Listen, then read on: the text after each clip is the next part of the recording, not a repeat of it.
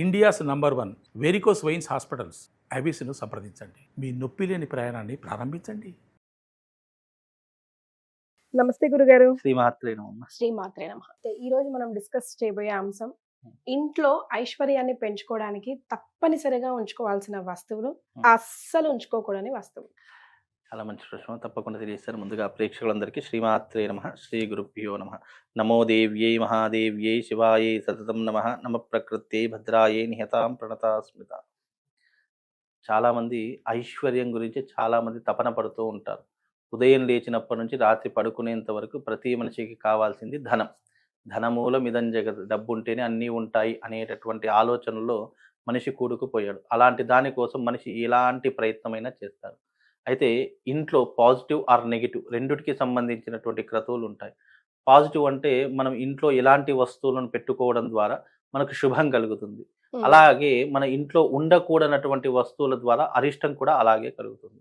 అయితే ఉండవలసినటువంటి వస్తువులకు బదులుగా మనిషి ఏ రకంగా ఉండాలో ఫస్ట్ అది చెప్పిన తర్వాత ఏ వస్తువులు పెట్టుకోవాలో చెప్తాను.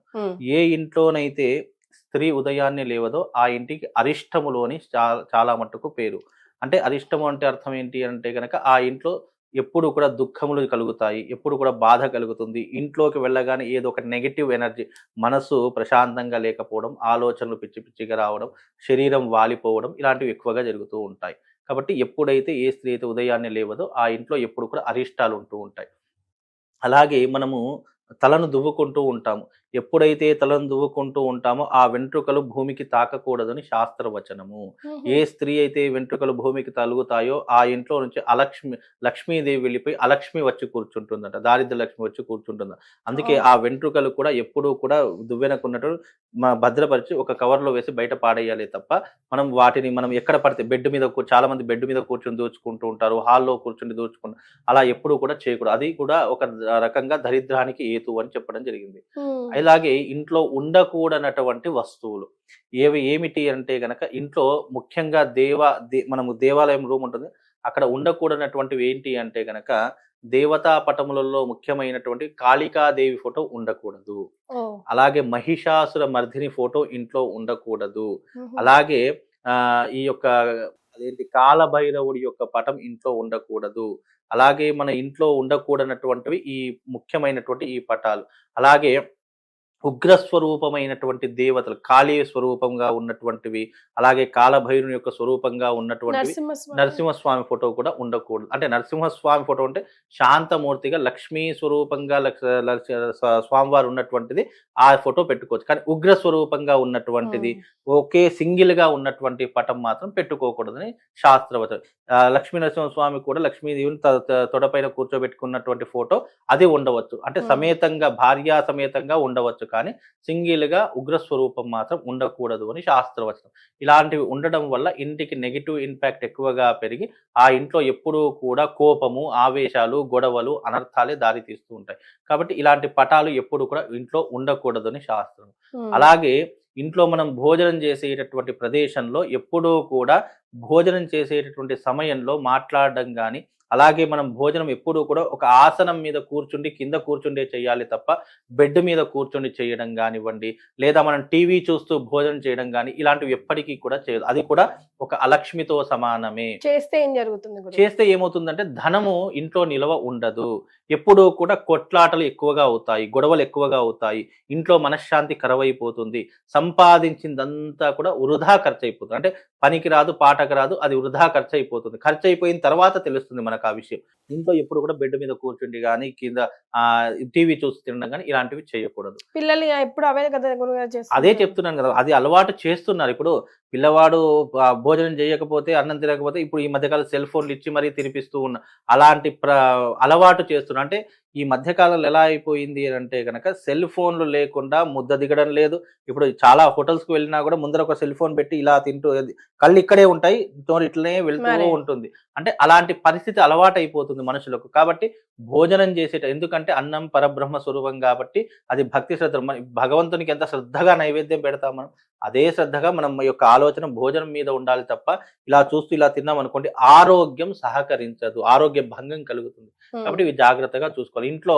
అలాగే మనకు ఉండకూడనటువంటి వస్తువులలో వృక్షాలలో కూడా చూసుకుంటే పొప్పాయి చెట్టు ఉండకూడదు. మనకు ఈ పొప్పాయి చెట్టు గాని, ముళ్ళతో కూడుకున్నటువంటి చెట్లు గాని ఎక్కువగా ఉండకూడదని శాస్త్రవచనము. అలాగే మన ఇంట్లో ఉండకూడనటువంటివి ఏంటంటే విరిగిపోయిన చీపుర్లు కానివ్వండి, పగిలిన అద్దాలు కానివ్వండి, పగిలిన దేవతా ఫోటోలు కానివ్వండి, భిన్నమైనటువంటివి కానివ్వండి, అలాగే మన దేవుడి గదిలో నల్లగా ఉన్నటువంటి ప్రదేశము ఏదైనా అంటే మనము చాలా మటుకు దీపాలు వెలిగిస్తాము లేదా ధూపాలు వెలిగించి మొత్తం నల్లగా మారిపోతుంది, అయినా పట్టించుకోకుండా అలాగే వెలిగిస్తాం. అలా ఉన్నటువంటి ప్రదేశం కానీ అలా ఎప్పటికీ కూడా ఉండకూడదు అని శాస్త్రవచనము. అలాగే ఇంట్లో పగిలినటువంటివి కానీ, విరిగినటువంటివి కానీ, అలాగే మన ఇంట్లో మన బట్టలు ఉంటాయి కదా, ఆ బట్టలను చాలా మట్టుకు ఏం చేస్తారు అంటే ఉల్టా మడత పెడుతూ ఉంటారు, లేదా అంటే ఉల్టా ఆరవేస్తూ ఉంటారు. అంటే దానికి భిన్నంగా ఇలాంటివి చేస్తూ ఉంటారు. అంటే మనము బట్టలు ఒక దానికి హ్యాంగర్ కి వేసినా కూడా ఉల్టా వేస్తూ ఉంటారు.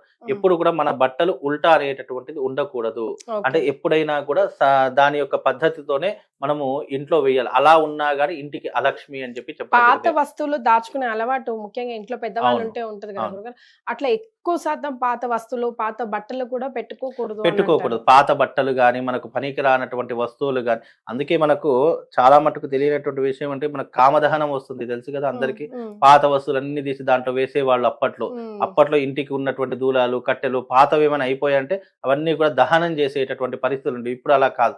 ఇప్పుడు చాలా మంది దాచుకుంటున్నారు, కొంతమంది భద్రపరుచుకుంటున్నారు. అలా చేయకూడదని శాస్త్రవచనం. బట్టలు కానివ్వండి, లేదు అని అంటే మనకు సంబంధించిన పాత వస్తువులు మనకు పనికి రాదు అని అనుకున్నప్పుడు దానిని దానం చేయడం కానీ, దహించడం కానీ ఈ రెండూ చేస్తే గనక మనకు కొన్ని అరిష్టాలు దానితో పాటుగా వెళ్ళిపోతాయని శాస్త్రవచనం అట. ఈ దానంలో కూడా మళ్ళీ ఒక కాంట్రవర్సీ గురుగారు.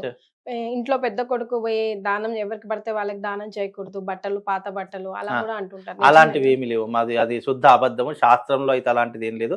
కాకపోతే ఉండకూడనటువంటి వస్తువులు ఇలా ఉంటుకోవాలి, ఇంటిని ఈ రకంగా మలుచుకోవాలి, తినేటటువంటి విషయంలో కానీ, చెట్లను పెంచుకునేటటువంటి విషయంలోనూ బట్టలు మనము తీసి మనం మడత పెట్టడం కూడా ఉల్టా ఎప్పటికీ మడత పెట్టదట, సీదానే మడత పెట్టుకోవాలి. ఇలా చేయడం ద్వారా మనకు ఏమవుతుంది అని అంటే కనుక కొన్ని ఇబ్బందులు కలుగుతాయి. ఆ ఇబ్బందులు జరగకుండా ఉండాలి.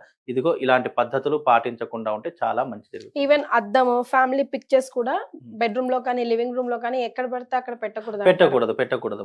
మనకు పర్సనల్ గా సంబంధించినటువంటి ఏమైనా ఉంటే బెడ్రూమ్ లో పెట్టుకోవచ్చు. కానీ మన పర్సనల్ లైఫ్ ఫ్యామిలీ ఫొటోస్ ఉన్నాయి, కొన్ని మనకు ఫ్యామిలీ ఫొటోస్ సంబంధించిన ఆ ఫ్యామిలీకి పూర్తిగా ఉంటే మనము హాల్లో పెట్టుకోవచ్చు. కానీ భార్యాభర్తలకు సంబంధించిన ఫోటోలు మాత్రం బెడ్రూమ్ లోనే ఉండాలి అని శాస్త్రవచనం అమ్మా.